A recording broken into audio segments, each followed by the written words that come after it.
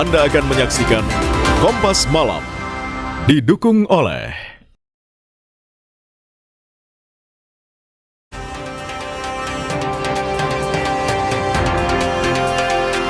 Pimpinan DPR RI menerima perwakilan mahasiswa yang menyampaikan aspirasinya di depan gedung DPR MPR Jumat sore.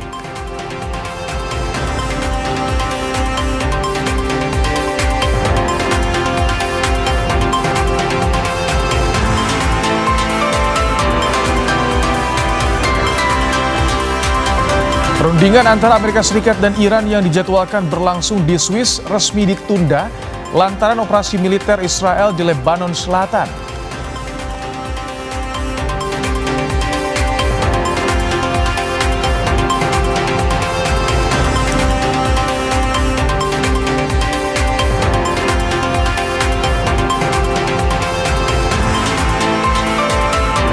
Usai jalani pemeriksaan kesehatan, dua tersangka kasus fitnah ijazah Jokowi, Roy Suryo dan Tifauzia Tiasuma atau Dr. Tifa, dirawat di Rumah Sakit Polri Kramat Jati, Jakarta Timur.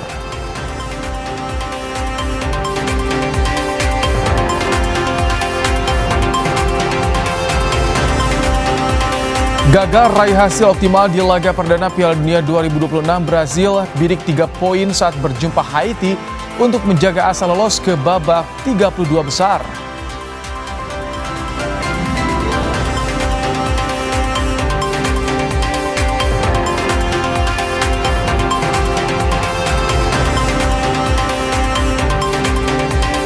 Pelatih timnas Indonesia John Herdman bertemu Presiden Prabowo Subianto di Hambalang, Bogor, Jawa Barat pada Jumat sore. Salah satunya membahas peluang Herdman untuk membawa timnas lolos ke Piala Dunia 2030.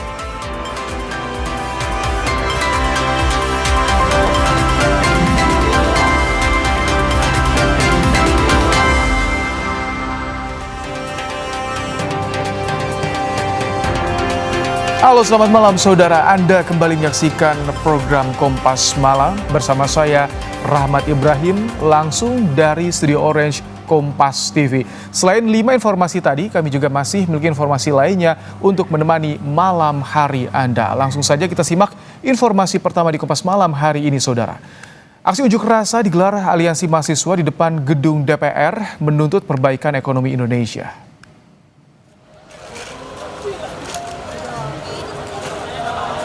Aksi diawali dengan konvoi bersama dari Universitas Trisakti, Mercubuana, dan Esa Unggul menuju gedung DPR RI di Senayan. Massa mahasiswa menuntut pemerintah melakukan perbaikan ekonomi, mengevaluasi kinerja Kabinet Merah Putih, serta penguatan supremasi sipil. Selain itu, mahasiswa juga menyoroti komunikasi pemerintah perlu diperbaiki agar mudah dipahami masyarakat.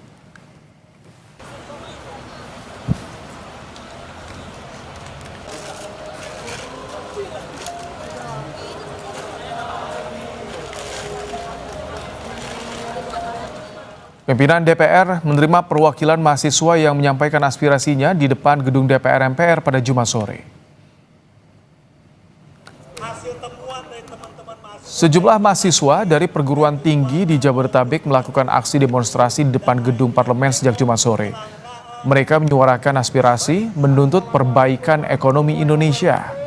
Setelah menerima aspirasi perwakilan mahasiswa di dalam gedung parlemen, Wakil Ketua DPR Sufmi Dasko Ahmad dan Saan Mustafa menemui massa mahasiswa di depan gedung DPR MPR.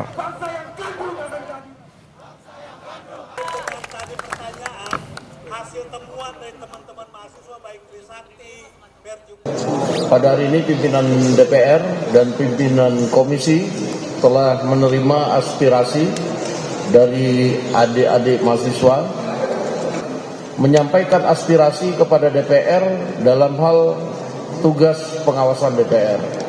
Tadi kami telah melakukan komunikasi, berinteraksi dengan sangat baik, dan karena memang kemudian waktu yang membatasi, sehingga kemudian kami akan ke depan lebih banyak berkomunikasi dengan teman-teman dari adik-adik dari mahasiswa.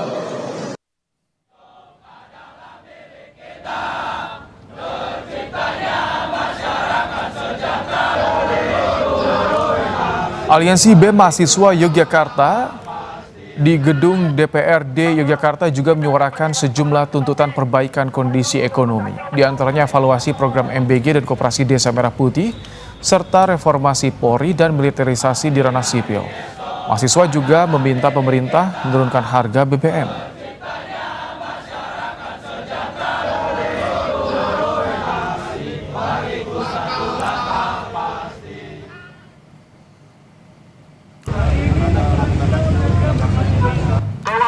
Mahasiswa yang tergabung dalam Aliansi Banyuwangi menggelar aksi demonstrasi di depan gedung DPRD Banyuwangi, Jawa Timur sejak Jumat siang. Selain meminta evaluasi program makan bergizi gratis dan program Koperasi Desa Merah Putih, mahasiswa juga mendesak pemerintah menekan pemborosan APBN, menurunkan harga kebutuhan pokok dan bahan bakar minyak, serta menjamin akses pendidikan yang inklusif bagi seluruh masyarakat. Usai ditemui utusan PMK Banyuwangi, mahasiswa akhirnya membubarkan diri pada Jumat malam. Kali lagi, dinas, saya keberatan untuk tanda tangan.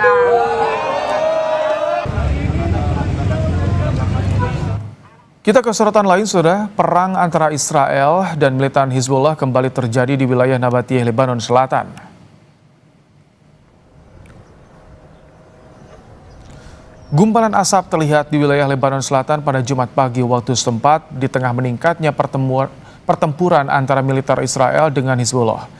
Israel menyatakan pasukannya telah menyerang sejumlah target yang berpotensi mengancam kesepakatan baru antara Iran dan Amerika Serikat untuk mengakhiri perang mereka.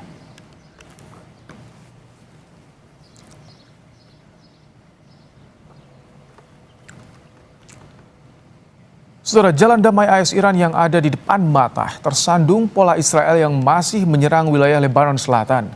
Teheran menuntut Israel menarik pasukannya dari Lebanon Selatan yang saat ini masih diduduki. Perundingan antara Amerika Serikat dan Iran yang dijadwalkan berlangsung di Swiss resmi ditunda. Penundaan terjadi di tengah berlanjutnya operasi militer Israel di Lebanon Selatan yang memicu keberatan dari Teheran. Penundaan ini menjadi hambatan bagi implementasi kesepakatan damai Amerika Serikat-Iran yang telah ditandatangani oleh kedua negara. Teheran menuntut Israel menarik pasukannya dari wilayah Lebanon Selatan yang saat ini masih diduduki. Perdana Menteri Israel Benjamin Netanyahu bilang pasukannya akan tetap berada di Lebanon Selatan yang diklaim sebagai tanah milik mereka. זה מחייב שמירה על רצועת הביטחון בדרום לבנון. זה מחייב שלא נצא משם כל עוד צורכי הביטחון של ישראל מחייבים זאת, כי הרצועה הזאת מפרידה בין מחבלי חיזבאללה לאזרחינו ויישובינו. Wakil Presiden AS J.D. Vance yang memimpin delegasi Amerika Serikat dalam pembicaraan tersebut telah bersiap terbang ke Swiss. Namun Gedung Putih membatalkan perjalanan tersebut lantaran belum menyelesaikan pengaturan teknis yang diperlukan. Washington juga meminta Israel menghormati proses perdamaian yang baik bagi seluruh kawasan. But fundamentally, the Israelis, just like everybody else, have to respect this peace process that is fundamentally good for them and good for the entire region. What the president has grown frustrated sometimes is that we seem to be right on the cusp of a major breakthrough in the agreement, and then all of a sudden there's a major explosion that goes off in a civilian population center in Beirut, and a lot of people who have nothing to do with Hezbollah lose their lives. That's not acceptable. That's the sort of thing that we've asked for closer coordination so that we ensure it doesn't happen. Penundaan perundingan memberi sinyal bahwa dinamika konflik di Lebanon masih berpotensi memengaruhi proses diplomasi antara Washington dan Teheran.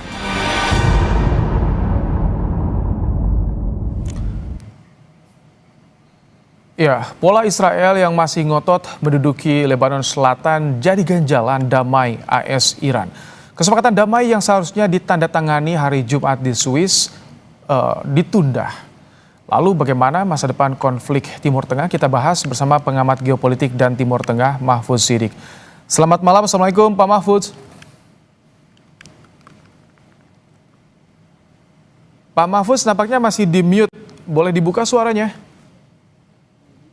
Oh iya, Baik. Selamat malam, apa kabar? Baik, Alhamdulillah. Pak Mahfudz, jadi bagaimana Anda melihat ini yang sudah direncanakan di depan mata ditunda karena Israel nih? Bagaimana Anda melihat? Adakah betul-betul damai secara nyata tidak di sini?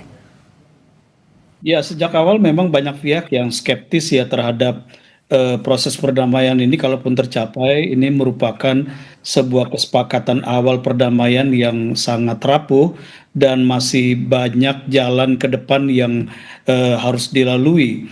Dan kalau kita lihat sikap ngotot Israel yang menolak MOU perdamaian ini dan juga menolak untuk mundur dari Lebanon Selatan, ini menunjukkan bahwa Israel lah sebenarnya pihak yang paling berkepentingan terhadap perang ini, dan Israel saat ini dalam posisi belum mencapai tujuan utama dari perang ini, sehingga kemudian dia dalam posisi tidak mau menghentikan perang saat ini karena targetnya untuk menghancurkan kekuatan militer Iran, baik nuklirnya maupun rudalnya.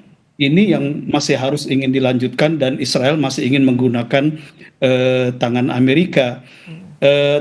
Tetapi sebaliknya kita lihat ada reaksi yang sangat keras ya dari pihak Amerika Serikat, dari Presiden Donald Trump, dari Wakil Presiden J.D. Vance misalnya, dengan pernyataan yang sangat keras baik kepada Netanyahu maupun kepada pimpinan-pimpinan politik di Israel. Jadi kita lihat sikap keras Israel ini juga telah menciptakan keretakan yang semakin dalam antara Amerika Serikat dengan Israel itu sendiri. Sebetulnya harus bagaimana Amerika Serikat bersikap menghadapi Israel yang balelo nih, yang membuat lebih retak tampaknya hubungan AS dengan Israel agar bisa tercipta perdamaian di Timur Tengah? Ya, kalau kita lihat poin 1 dari MOU Islamabad ini, kan sangat jelas bahwa penghentian perang ini dilakukan oleh Iran dan Amerika beserta seluruh aliansinya. Dan kalau kita bicara aliansi Iran kan jelas di sini, ya, ada Houthi di Yaman Selatan, ada Hizbullah di Lebanon Selatan, termasuk juga Hamas di Gaza.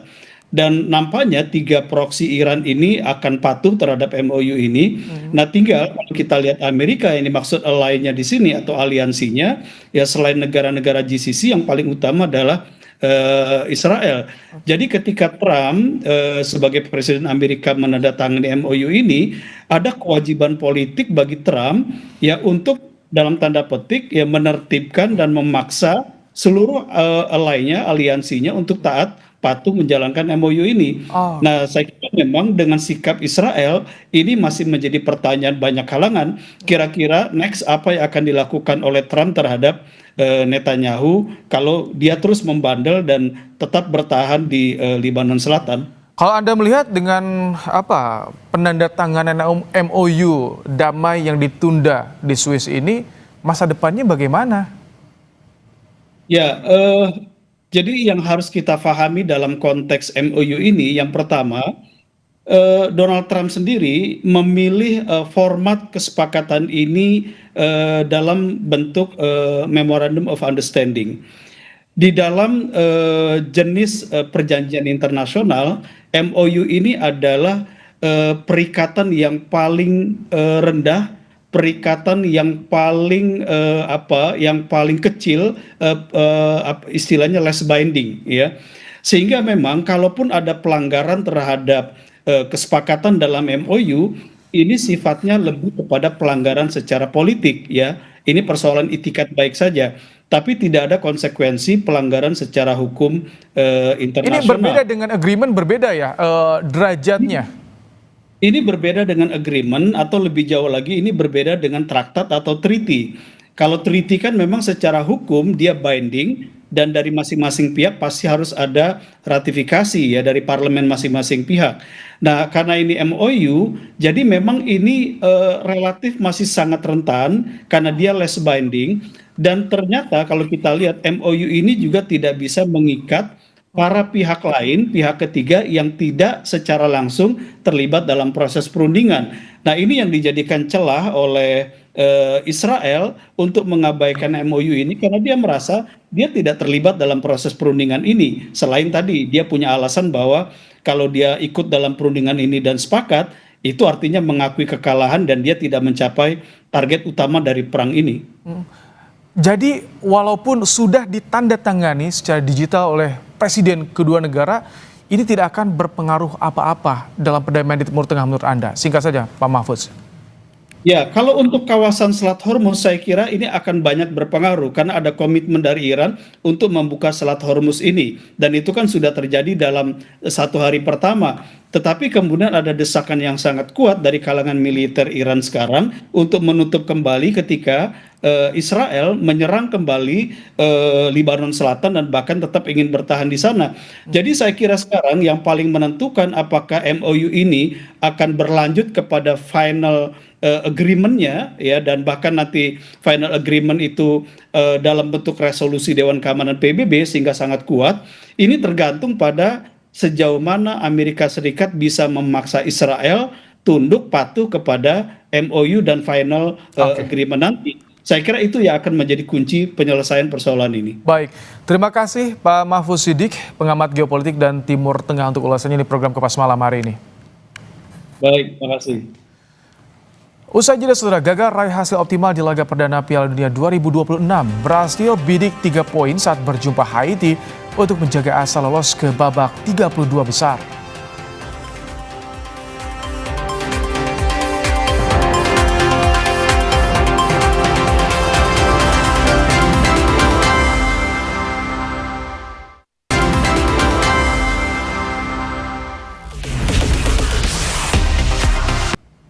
Mahasiswa di sejumlah daerah terus mendesak pemerintah mengevaluasi program makan bergizi gratis.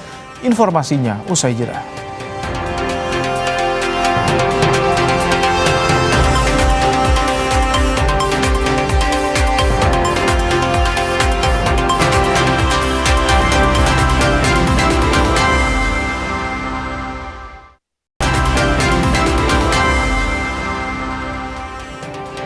Mahasiswa di sejumlah daerah terus mendesak pemerintah mengevaluasi program makan bergizi gratis. Pemerintah melalui Kepala Badan Komunikasi Pemerintah Bakom RI, M. Kodari, menyatakan program MBG tidak akan diberhentikan.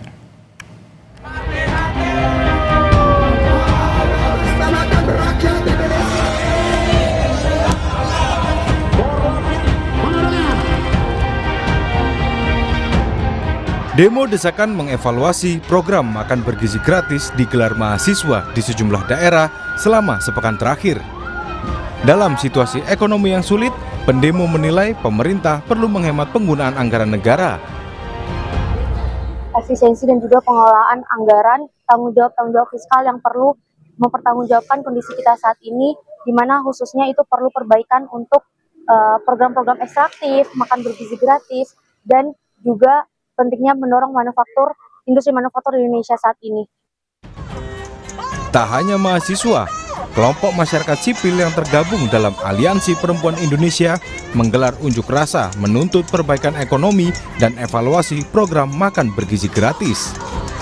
Namun, di tengah desakan evaluasi dan menghentikan MBG, ada juga dukungan terhadap pemerintah untuk terus menggulirkan MBG. Di Jakarta, Asosiasi Pedagang Pasar Indonesia dan Pengurus Tani Merdeka Indonesia menggelar aksi dan menyatakan sikap mendukung program MBG yang juga berdampak pada pedagang dan petani. Bentuk dukungan kami kepada Presiden Pak Prabowo Subianto. Ini bukan aksi pertama kita dalam pemerintahan Pak Prabowo Subianto ini, hampir 2 tahun pemerintahannya, kita sudah turun menyuarakan terima kasih kepada Pak Prabowo Subianto.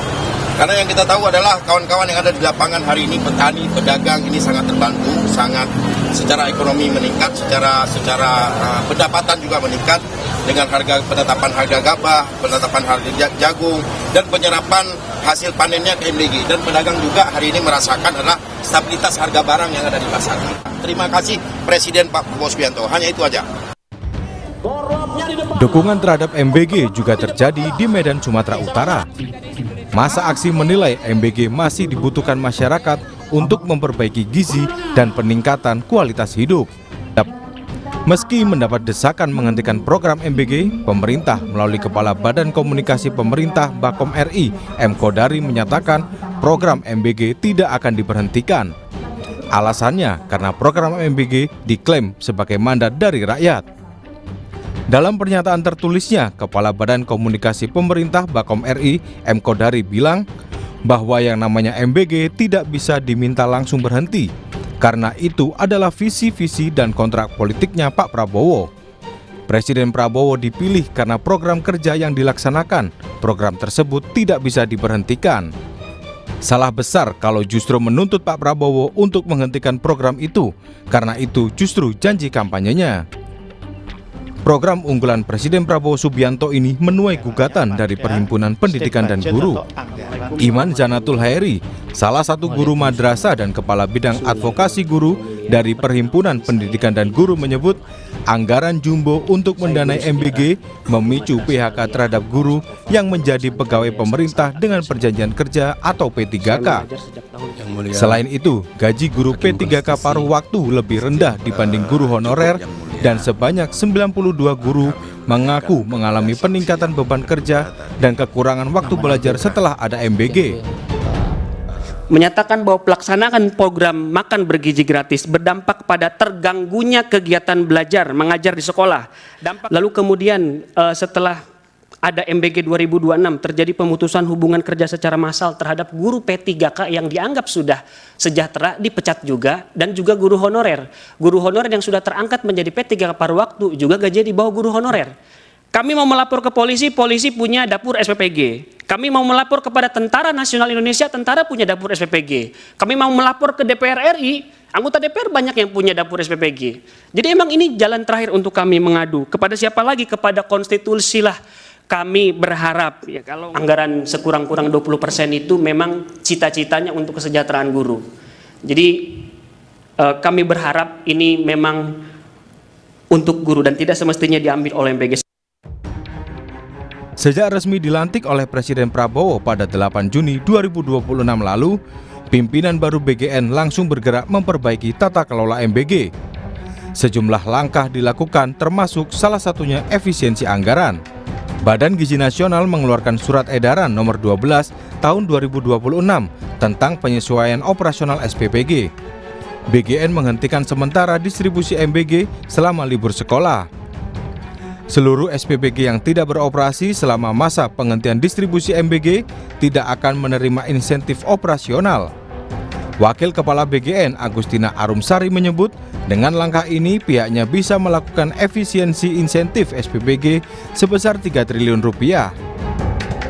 Kami benar-benar tidak mendistribusikan MBG dengan maksud tadi untuk standarisasi tata kelola operasional, efisiensi sumber daya. Mungkin seperti yang Ibu dan Bapak juga tahu, saya sudah sampaikan pada saat doorstop lalu ya, kami BGN ingin melakukan tata kelola kembali, penataan kembali sehingga mengambil momentum liburan sekolah ini. Dan di dalam SE ini menegaskan bahwa dengan tidak didistribusikannya MBG maka seluruh SPPG yang tidak beroperasi tidak akan mendapat insentif.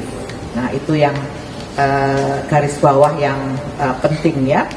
Kalau kita melihat angka jumlah SPPG yang telah beroperasi 27.820 dikalikan dengan insentif per hari itu selama 18 hari, maka kita sudah bisa melakukan efisiensi insentif SPPG itu sebesar 3 triliun 4.560 juta. Lumayan. Wakil Presiden Gibran Rakabuming menyebut pemerintah berkomitmen memperbaiki tata kelola program MBG. Saat bertemu dan menyapa guru serta orang tua murid di Kabupaten Ende, Nusa Tenggara Timur, Wapres Gibran bilang MBG sangat dibutuhkan untuk di daerah tertinggal, terdepan dan terluar atau 3T. Ia menegaskan pemerintah kedepannya akan terus memperbaiki MBG agar tepat sasaran dan praktik korupsi tidak terjadi lagi. Tadi sudah saya sampaikan kepada para guru, orang tua murid, bahwa MBG ini sangat dinanti, sangat bermanfaat, terutama di area 3T. Jadi sekali lagi teman-teman media, ke depan akan terus kita perbaiki agar lebih tepat sasaran, dan yang namanya praktek-praktek korupsi agar tidak terjadi lagi. Sementara Direktur Kebijakan Publik Selios menilai janji evaluasi pemerintah pasca tertangkapnya korupsi MBG baru di tataran teknis, belum ke akar masalah, yakni siapa para pemilik dapur SPPG, karena disitulah program MBG syarat dugaan bancaan politik. Nah, kita ingin pemerintah berpikir, apakah ini dilanjutkan atau diberhentikan? Ini pertanyaan sederhana sekali.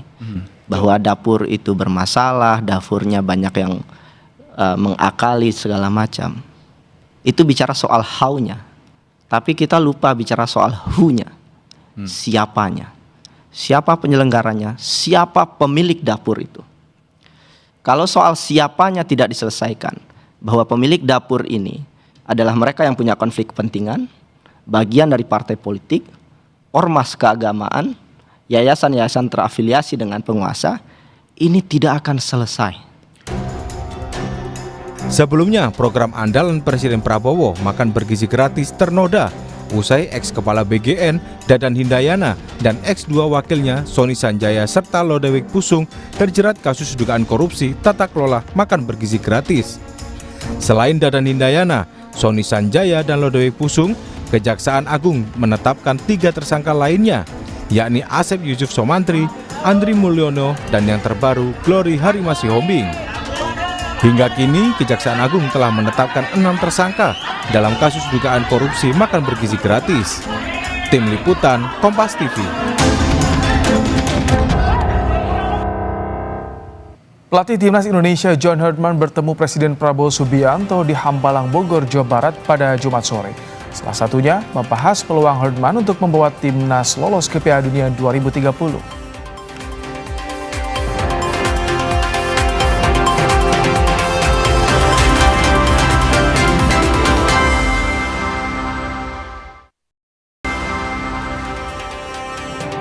Saudara, pelatih Timnas Indonesia John Herdman bertemu Presiden Prabowo Subianto di Hambalang, Bogor, Jawa Barat pada Jumat sore.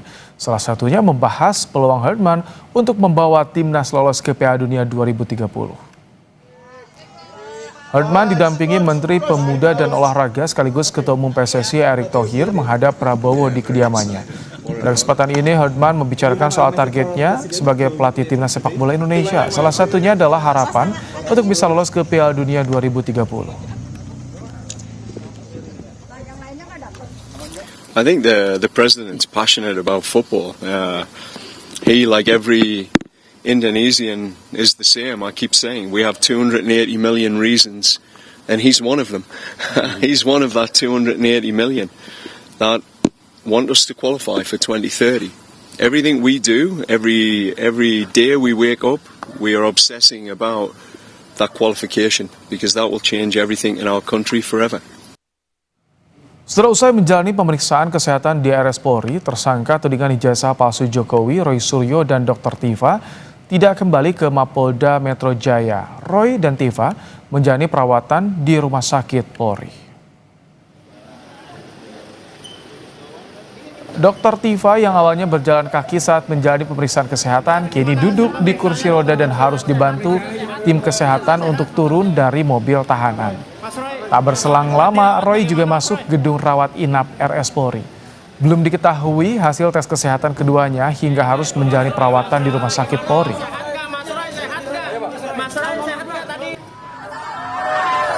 Menanggapi penangkapan Roy Suryo dan Dr. Tifa, Presiden ke-7 Jokowi yang juga pelapor kasus ijazah mengatakan ia tetap mengikuti proses hukum yang berjalan. Mengenai keberadaan ijazah aslinya, Jokowi bilang masih dipegang penyidik Polda Metro Jaya sebagai barang bukti.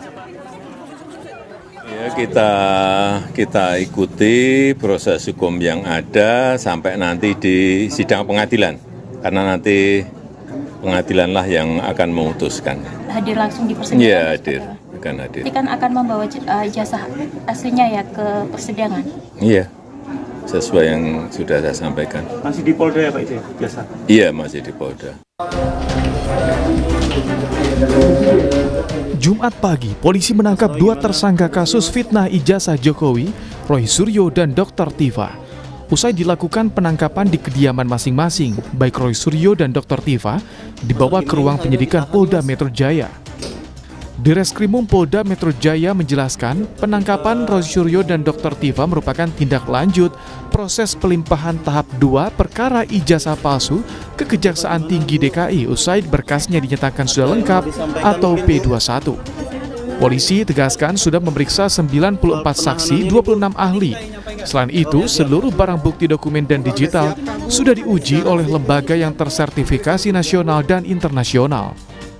Dari penyidik Ditreskrimum Polda Metro Jaya telah melakukan pengamanan terhadap para tersangka, yaitu Saudara RS dan Saudari TF, sebagai bagian dari rangkaian proses untuk melaksanakan penyerahan atau pelimpahan tersangka dan barang bukti. Sementara itu, kuasa hukum Roy Suryo, Hosinuddin, menyayangkan penangkapan kliennya. Menurut Hosinuddin, selama ini kliennya selalu kooperatif dan tidak ada mengarah pada menghalangi penyidikan. Apapun yang dianggap sebagai dasar untuk melakukan proses penangkapan, menurut kami tidak terpenuhi baik secara objektif maupun secara subjektif. Artinya tidak ada satupun alasan objektif yang bisa dijadikan pembenar bagi penyidik Polda Metro Jaya untuk melakukan upaya paksa, apalagi dilakukan tanpa didampingi oleh penasihat hukum. Penangkapan Roy Suryo dan Dr. Tifa akan menjadi babak baru drama kasus tudingan ijazah palsu Jokowi. Roy Suryo dan Dr. Tifa ditetapkan sebagai tersangka sejak pertengahan November 2025. Tim Liputan Kompas TV. Ada yang mau disampaikan? Pimpinan DPR menerima perwakilan mahasiswa yang menyampaikan aspirasinya di gedung parlemen pada Jumat sore.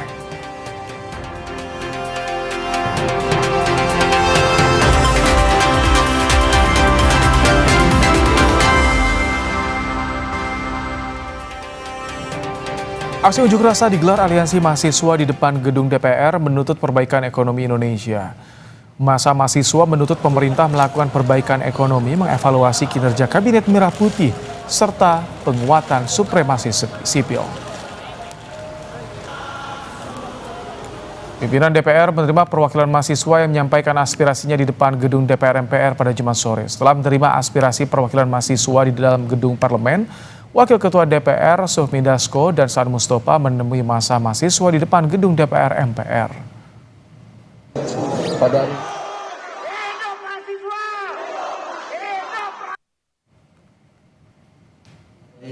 adik-adik mahasiswa menyampaikan aspirasi kepada DPR dalam hal tugas pengawasan DPR. Tadi kami telah melakukan komunikasi, berinteraksi dengan sangat baik. Terima kasih Anda telah menyaksikan program Kompas Malam hari ini. Perbaharui terus informasi Anda di Kompas TV dan siapkan air mineral dengan kemurnian optimal yang murni pasti sejuknya. Saya Rahmat Ibrahim, sampai jumpa.